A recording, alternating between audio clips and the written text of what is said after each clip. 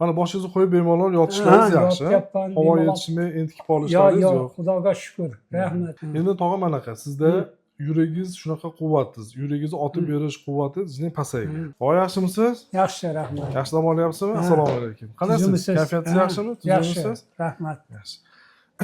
Bemorimiz Tursunqulov Rahmonona tog'amiz 1956-yilda tug'ilgan.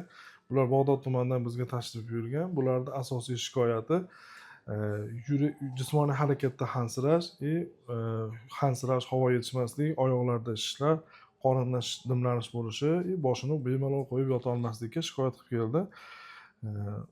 Tog'a, siz mana shu hansirash, mana shu unaqa dimlanish, buni holatingiz bo'yicha qancha vaqtdan beri davolanib yurardingiz? Ilgari bir nimada yotib kelgan edim. U o'tdi, mana yana qaytadan boshlandi. Bu yerga keldim. Mana juma kuni kelgan bo'lsam, juma kuni tinch nafas oldim shu yerga kelib. Mana boshingizni qo'yib bemalol yotishlaringiz yaxshi. Yotyapman, Havo yetishmay, entikib olishlaringiz yo'q. Yo'q, Xudoga shukur. Rahmat. Hozir yurganingizda harakat qilsangiz, mana lestnitsalardan chiqib tushyapsiz. Shunda qiyinchilik bo'lmayaptimi o'zingizda? Endi hozircha qiyinchilik yo'q. Mana o'zim sinab ko'ryapman. Chiqib tushish oson, yengillashdi. Hansirashingiz yo'q-da. Yaxshi. Umrlaringiz uzoq bo'lsin.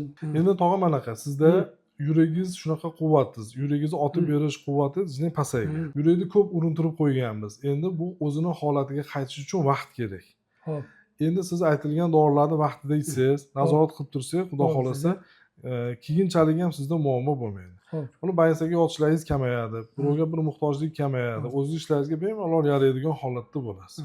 Xo'p, To'ng'osh tog'a, salomat bo'ling, yaxshisiz xudo xolasa. Xo'p, sog' bo'ling.